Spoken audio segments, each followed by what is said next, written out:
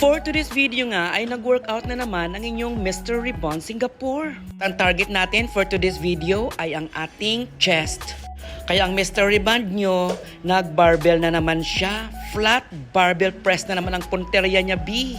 Ang goal ko kasi ay maging prominent yung aking chest. Ayaw ko kasi yung chest ko, nagluloy-loy na yung kanyang nipples. Pangit naman kasi, B. Kasi pag tumatanda tayo, nagluloy-loy talaga yung ating chest. At ayaw ko yung mangyari, B. Kasi ang tsaka niya talaga, B. 4 sets nga yan, B. At 12 repetition. Kaya medyo pagod na ang inyong Mr. Ribbon Singapore. Unang set pa lang yan, B. At dahil nga masakit ang aking shoulders, syempre 5 kg each lang naman yung aking ginamit dyan. And total of 10 kg. At syempre dahil gusto nating maging maganda ang ating abs, hindi natin kalilimutang paliitin yung ating tiyan. Alam ko naman, B, na sa pag-workout, pinakamatagal talaga yung ating abs. Pero okay lang yan. I will trust the process. Kita nyo ako sa personal, malaki pa yung aking tiyan, B. Kasi nga, B, bare belly yan. Mga fats yan. Diyan ako kumukuha ng aking energy. Kasi less na yung aking carbohydrates at sugar. Siyempre, mga stored fat yung gagamitin ng aking katawan at inuunti niyang kinakain yung aking mga fats dyan, B.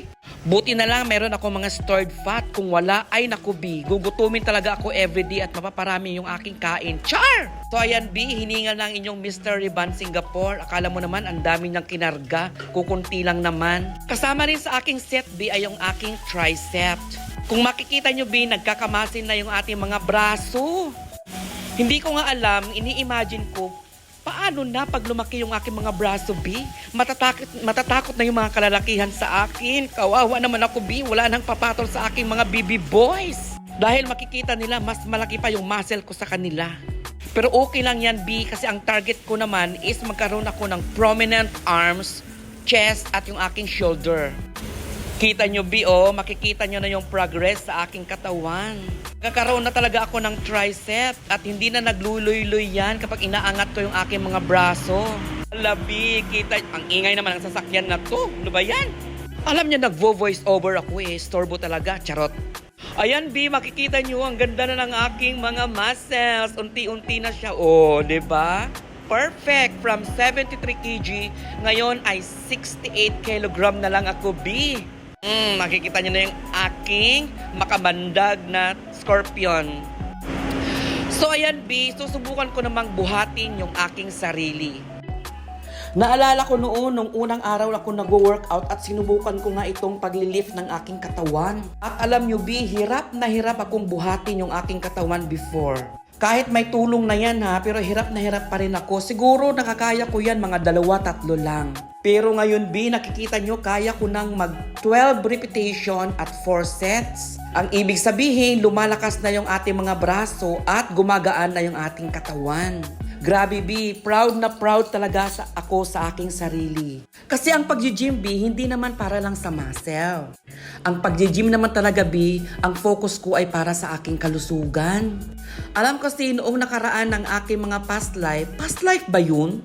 What I mean, yung mga bata-bata pa ako, as in marami talaga akong bisyo, B. Grabe, hindi ko binabantayan yung aking mga kinakain.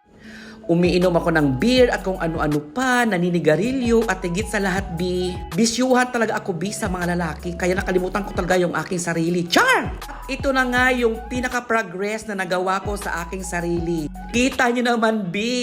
Kayang-kaya ko nang buhatin yung aking sarili. As in, halos maiyak ako habang ginagawa ko yan, B. First time ko yan gawin, B, at talagang naiiyak-iyak ako. As in, kaya ko na palang ganyan, B. Grabe. As in, napakahirap niyan, B, sa mga first-timer mag-gym. Lalo-lalo na sa mga, grabe, mga mabibigat pa ang katawan. Talagang mahirap gawin yan, B. Pero kita nyo naman, kuhang-kuha ko na talaga sa B.